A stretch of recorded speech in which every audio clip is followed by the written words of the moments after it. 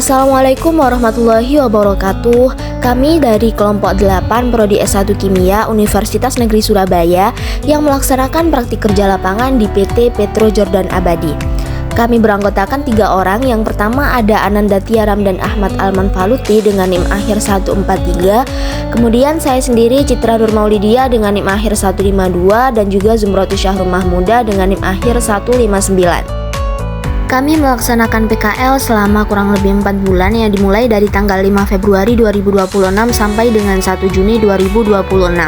Selama PKL, kami ditempatkan di laboratorium proses dengan beberapa unit analisis seperti unit incoming dan reagen, kemudian ada unit utilitas, unit asam fosfat, dan juga unit asam sulfat. Sedikit informasi mengenai tempat PKL kami, yakni PT Petro Jordan Abadi. PT Petro Jordan Abadi bergerak di bidang industri kimia dengan fokus pada produksi bahan baku pupuk dan produk turunan berbasis fosfat yang memiliki standar kualitas tinggi serta mendukung kebutuhan industri secara berkelanjutan. Produk utamanya yakni ada asam fosfat dan juga asam sulfat, sedangkan produk sampingnya yakni gipsum dan juga asam fluosilikat. Pada video kali ini saya akan menjelaskan mengenai langkah-langkah dalam pengujian produk asam sulfat. Namun sebelum itu, saya akan memberikan sedikit gambaran mengenai kegiatan yang dilakukan pada unit asam sulfat.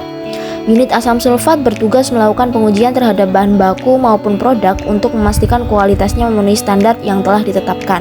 Pengujian dilakukan pada bahan baku belerang serta produk asam sulfat. Untuk belerang, parameter yang dianalisis meliputi kadar air, keasaman, serta kadar abu. Sementara pada produk asam sulfat dilakukan pengujian beberapa parameter yakni konsentrasi, kadar besi atau Fe, kekeruhan, densitas, dan juga temperatur. Langkah pertama dalam pengujian konsentrasi asam sulfat adalah menimbang sampel sebanyak 10 gram menggunakan botol timbang. Sebelum mengambil sampel dengan pipet, dilakukan terlebih dahulu proses flushing atau pembilasan pipet menggunakan sampel yang akan dianalisis. Tujuan dari langkah ini adalah untuk meminimalkan risiko kontaminasi dari sisa sampel atau bahan lain yang sebelumnya berada di dalam pipet, sehingga hasil analisis yang diperoleh lebih akurat. Pada unit asam sulfat terdapat 3 tangki penyimpanan, sehingga sampel diambil dari masing-masing tangki untuk dilakukan analisis. Namun pengujian secara lengkap dilakukan pada sampel ketiga atau sampel yang berasal dari tangki nomor 3. Sedangkan sampel dari tangki lainnya hanya dianalisis konsentrasinya saja.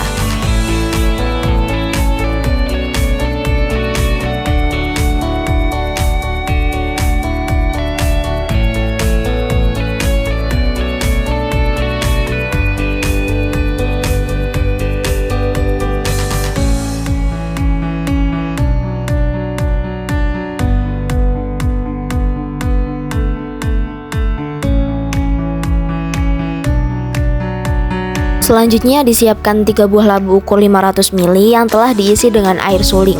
Ke dalam masing-masing labu ukur kemudian ditambahkan 3 tetes indikator mix, yang mana penambahan indikator ini bertujuan untuk memastikan bahwa peralatan yang digunakan telah bersih dan tidak terdapat sisa asam sulfat dari pengujian sebelumnya.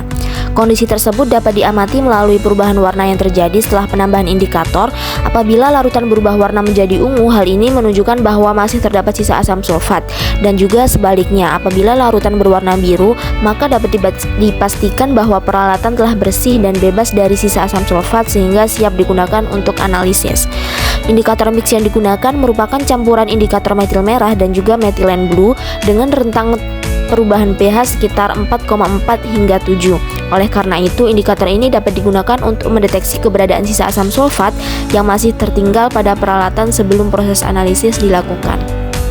Selanjutnya, sampel asam sulfat yang telah ditimbang dimasukkan ke dalam labu ukur. Setelah itu ditambahkan air suling hingga mencapai tanda batas pada labu ukur untuk memperoleh volume larutan yang sesuai. Kemudian magnetic stirrer dimasukkan ke dalam labu ukur dan larutan dihomogenkan di stirrer selama kurang lebih 10 menit.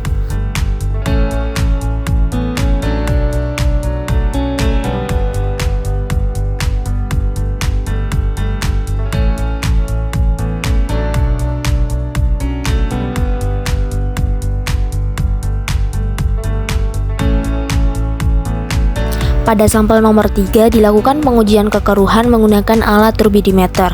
Sampel terlebih dahulu dimasukkan ke dalam botol khusus turbidimeter hingga mencapai tanda batas yang telah ditentukan.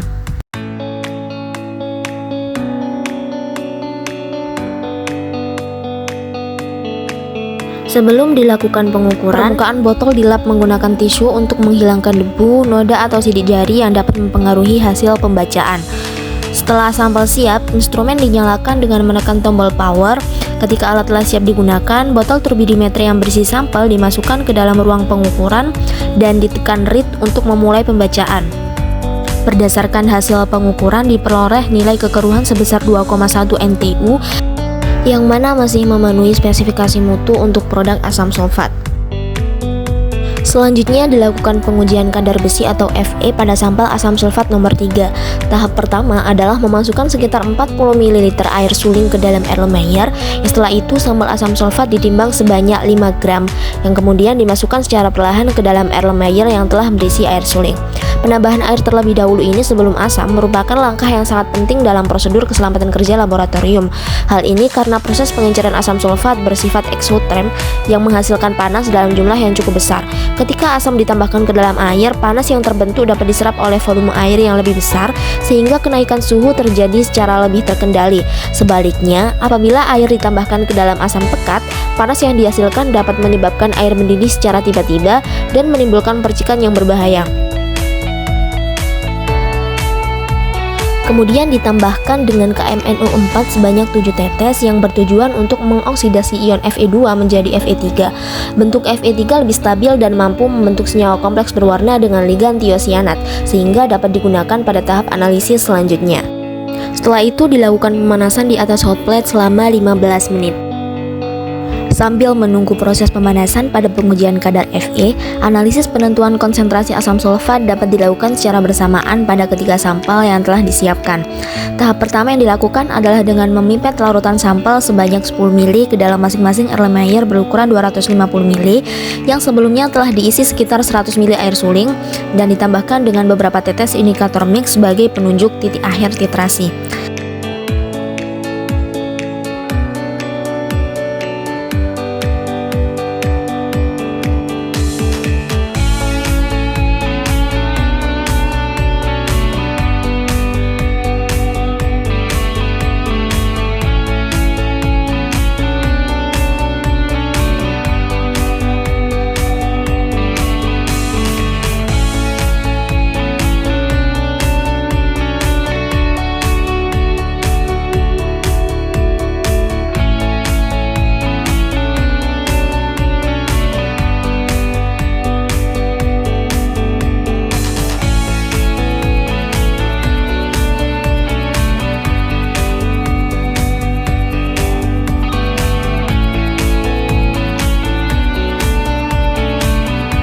Selanjutnya dilakukan proses titrasi menggunakan larutan NaOH 0,5N sebagai larutan standar.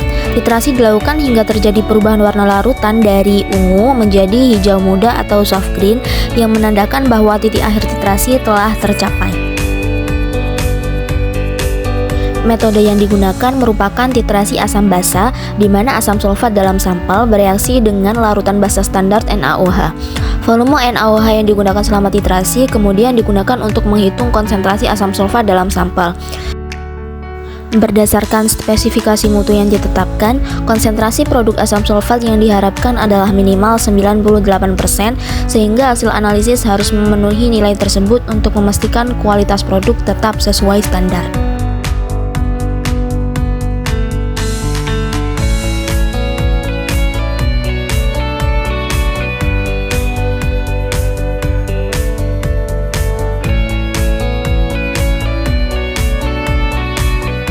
Setelah proses pemanasan selesai, larutan didinginkan hingga mencapai suhu ruang, kemudian volumenya ditempatkan hingga 50 ml menggunakan air suling.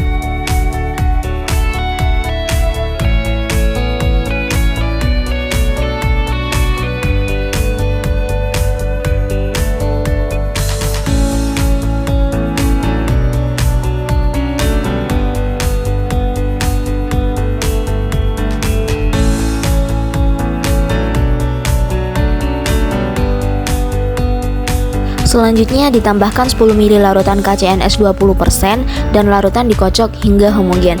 Penambahan KCNS ini bertujuan untuk membentuk kompleks berwarna antara ion Fe3 dan ion tiosianat.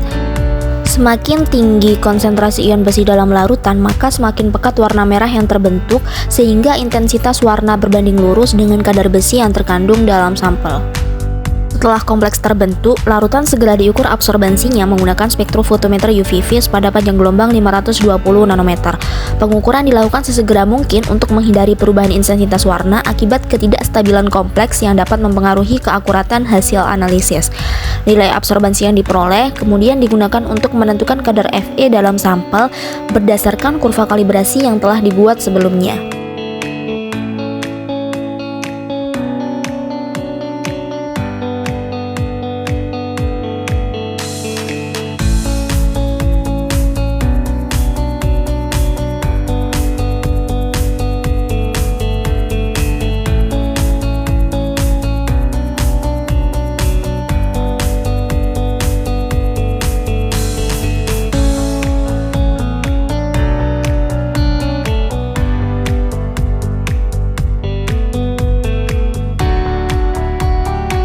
Sekian video yang dapat saya buat, kurang lebihnya mohon maaf. Wassalamualaikum warahmatullahi wabarakatuh.